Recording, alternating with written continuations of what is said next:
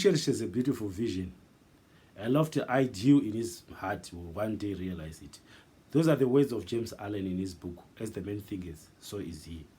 And I'm here today on this channel to celebrate the formation of and launch of SWALIMO, the party that Mduduzi Semlane is going to lead. It is his brainchild, and we are happy to receive it. And most Swazi people are so happy they are very excited. And it was launched yesterday on the 19th of November amid pomp and fanfare, and a lot of music was blazing in the air. And it was such a breath of fresh air for most of the people who were used to the same political landscape, and we believe that the formation of this party is going to be of much change to the political landscape that is pervasive in Swaziland today. It is going to bring a lot of change, a lot of positive change, a lot of positive developments. And remember, I mentioned in my other video where I talked about the push for democracy crisis in Swaziland, where I was mentioning that there seems to be a political and leadership vacuum in Swaziland. And it seems like I'm not the only one who realized it. Mduduzi Semlane and his other fellows realized that there was a political vacuum in Swaziland, and a lot of people who wanted to be led, who wanted someone energetic, somebody who is forceful to lead them, were failing to find that person. Because even during the riots, during the demonstrations, there were times when you realize that people really wanted a leader, and the leaders who were there were falling short and were failing to lead people in the right direction, and usually people ended up getting much frustrated, which is why when SWALIMO was launched yesterday, a lot of people were very happy, and they celebrated its formation and they celebrated its launch, and they were so happy. And a lot of people are expressing that they will join it because maybe they have faith in Mduduzi Semlane and his fellow comrades. They really believe that it is what they need right now to take them to the next level of their fight for democracy, of their fight for liberation from the dictator, from the cruel leader, from the cruel King Mswati. I think they believe so much, and I think Mduduzi is not going to let them down. Although he's going to fight against a lot of odds, he has to fight and shake off a lot of odds that are already building up against him. I believe and we have faith that he's going to succeed, especially if we support him, because he has to use the people as the stepping stone, and he has to use the people as the core source of his energy. He has to drive a lot of his energy from the people, and the people have to be the driving force to win this struggle, because without the people also, it will be difficult for him to fight alone. And I think he himself will not realize this, which is why he launched it online, and a lot of people made a lot of people aware that it is their party and they can belong to it whenever they want. And even the leader of the opposition, Mlungisi, welcomed the formation of the party, but he was quick to mention that he was the one who opened the eyes of the people.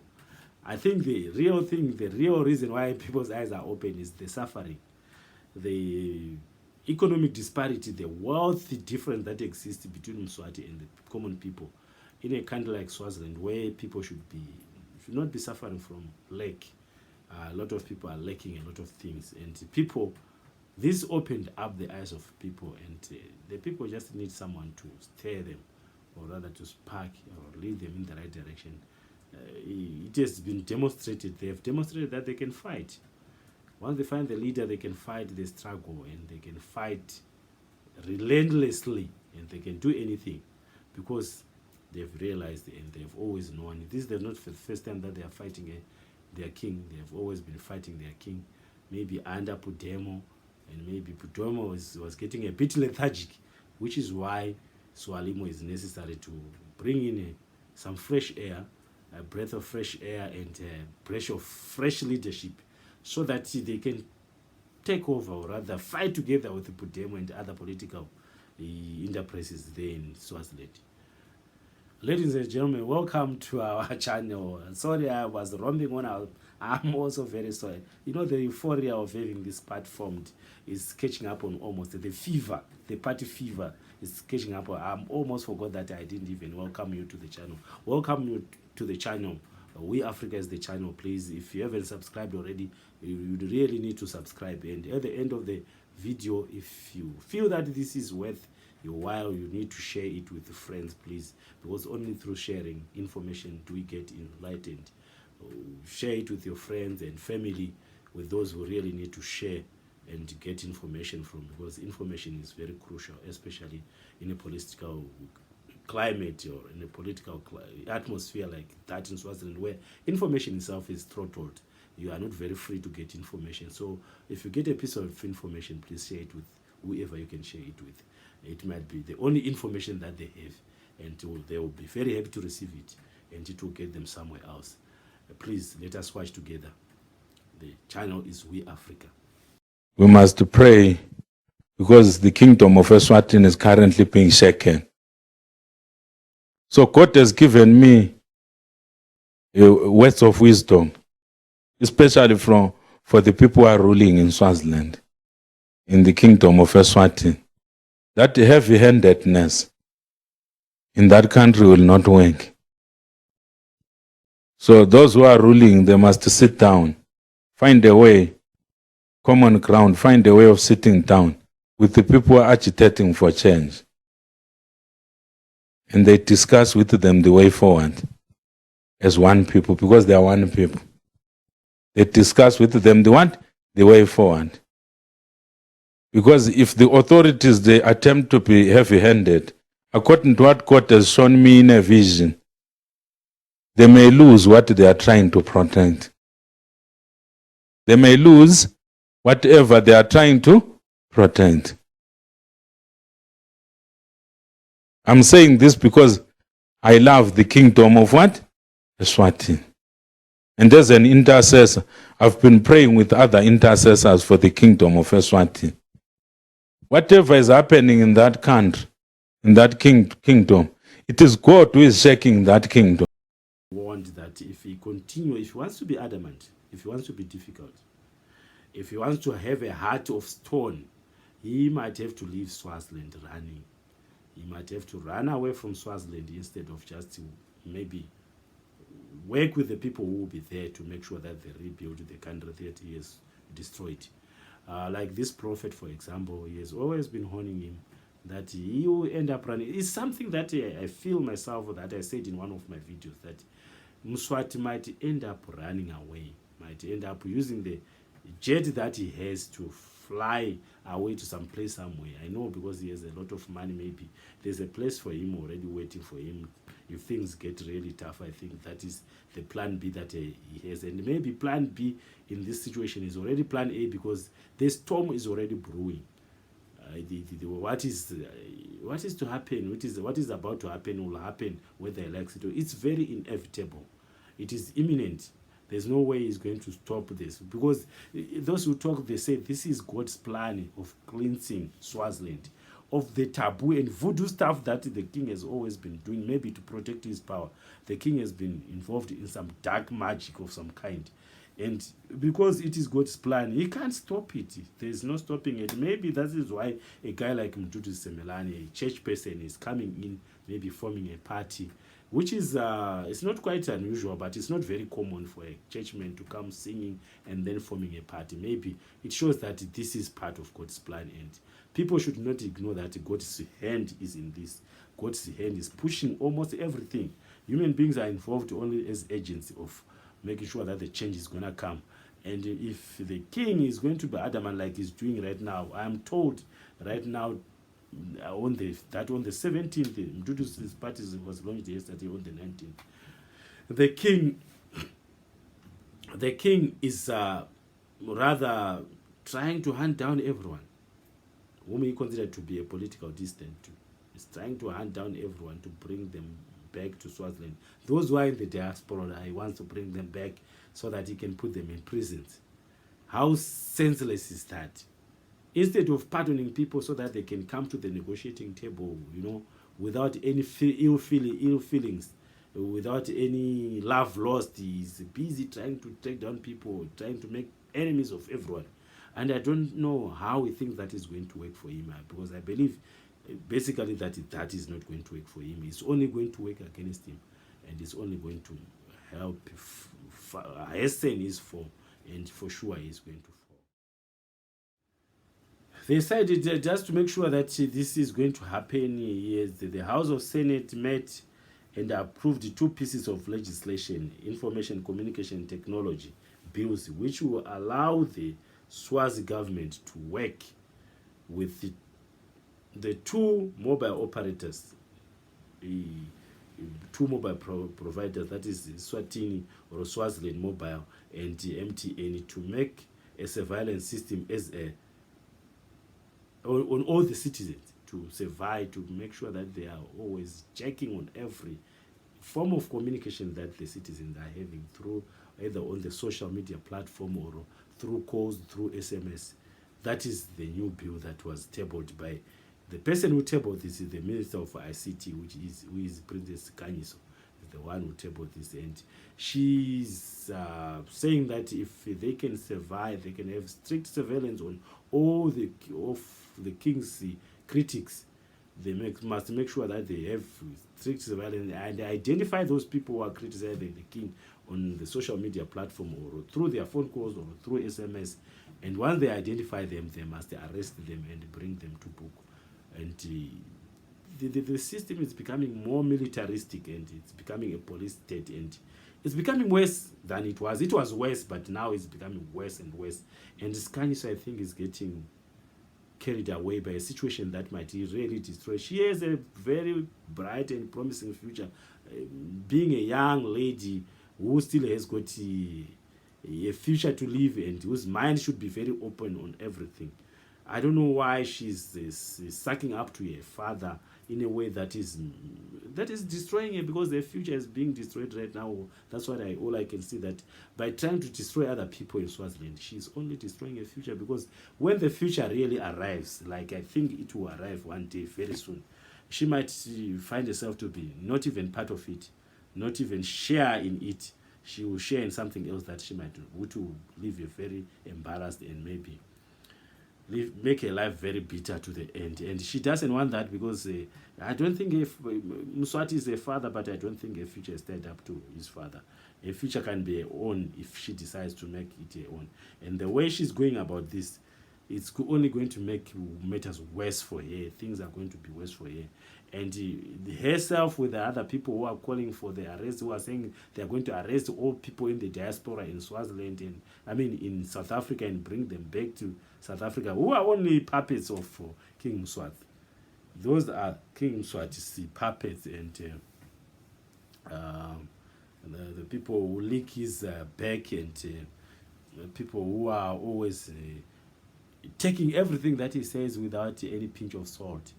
They are the people who are saying they are going to. You when you watch some of these things, the things that they say, you really laugh, because you can see that some people really cannot read political situations, and really cannot prepare for situations that are really are so obvious. Because I don't think Mswati is going to exist. He's the only absolute monarch that survives in Africa. Maybe in the whole world there's no other absolute monarchy, and he's a dinosauric kind of king. He's living in an age where he's just redundant. We don't need a leader like Mswati in this time and age, unless he's leading some very foolish people. We need to change a situation whereby we have an absolute monarch who is dictating on everything, who is violating human rights in the name of tradition. We need to get rid of that, and the need to get rid of that needs to be ongoing. We know it had started in Swaziland. It should be ongoing. Mswati should not sit on that throne for a long time now. We should make sure that he is gone.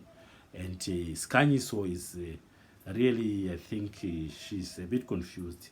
She needs to go choose the side that will make her survive longer, because she's only a young lady, very beautiful and very intelligent for that matter. I don't know why she's choosing to really align herself with the father who has ruled for 35 years. His time is good. He really has had his time, and this time he think his time is up, like for real. And his kindness doesn't need to meddle herself and make her hands dirty through someone's blood. The blood spilled by someone else. She doesn't need to do that. If she does that, it is very tragic for her. In the end, she's the only one who is going to suffer, and she doesn't have anyone to blame. because it's a choice. It's a choice that she can make. Even now, she can choose not to align herself with the father, and maybe choose to influence some people not to align themselves with their father, and that would be a very smart choice for anyone, because she can even be princess, because we don't care. People actually don't care who is going to lead Swaziland, because it will be just a ceremonial post, and anyone can take it, and especially anyone with the right blood can take it. So I think she needs to make a smart choice. We can choose her, the princess. Myself, I can choose her, but the way she's going, I think she will have to run away with the father, because she's really acting like one of the worst kind of people that you can ever meet, because she's shouting. When Mduduzi was launching his, and the pastor Pendulo was speaking, there was some echoing. I don't know whether it was caused by her. If she was causing that, then I think she deserves to suffer. We couldn't understand at the beginning, but eventually we managed to hear what was being said. The launch managed to really proceed, and a lot of things that were said we could understand. It was clear, but at the beginning it almost threatened to fail to happen because of some technical hitches that we could clearly see that maybe Skagis was causing those, because she didn't want people to be involved in the launch of Swalimo. That the King Mswati is going to refuse dialogue, I think is something that is obvious that it's coming, because I don't think he's going to allow any form of dialogue with Mduduzi's party, because he already has a bound tied to Mduduzi's head, and he wants to bring him to prison. He doesn't recognize him. In fact, he doesn't see him as a leader of anything that he can recognize. We'll see. Maybe Mduduzi's diplomatic or diplomatic powers, maybe he can have the power to bring the king to some negotiation of some kind, and that will be appreciable, which shows that he will have some very, very, very, very strong tactics of negotiating tactics to bring the king to the negotiating table. But I think some form of pressure will be needed, not just some form of negotiating tactics that can bring the. We need more than that. We'll see. Isn't it Mduduzi is now in charge? Let us wait and see what these guys are planning, and then we'll see what is going to happen. We only want the best for the country, and we wait to see the leaders really working to bring this out by fighting against, or rather working with the king. I don't know how it's going to happen. This is We Africa. Please subscribe to the channel. Subscribe to the channel, and please, I want to see your comment there. Comment about everything that I have said. Let us hear your comments, what you think about the formation of Swalimo, or what you think about its relationship with the Pudemo and other political groupings there in Swaziland. Is it going to be of any benefit here? What I am worried about is that maybe there will be so much antagonism between the parties that in the end, maybe the struggle is the one that is going to suffer. The struggle might suffer if there is too much antagonism, people trying to fight for people who are going to join their parties, because Swaziland is a country of only 1 million people, and there's not a lot of people to join these parties, and maybe if they are not careful, they end up fighting for affiliations from different people, and maybe get absorbed in that so much so that they lose the direction. They lose the sight of of the elephant in the room, because the elephant in the room here is Mswati, and it is the guy we should need to get rid of. Otherwise, the differences that exist between parties, I don't think that is important. And it is important that the parties might even have to join together just to push Mswati out of power. If they can do that, please, they shouldn't fight individually, because that can be a long shot. They should fight together and make sure that they remove Mswati from power, and everyone will be happy, and they'll be freeing the people and bringing in a change that is necessary in Swaziland. Thank you so much, ladies and gentlemen. Thank you for watching. Thank you so much.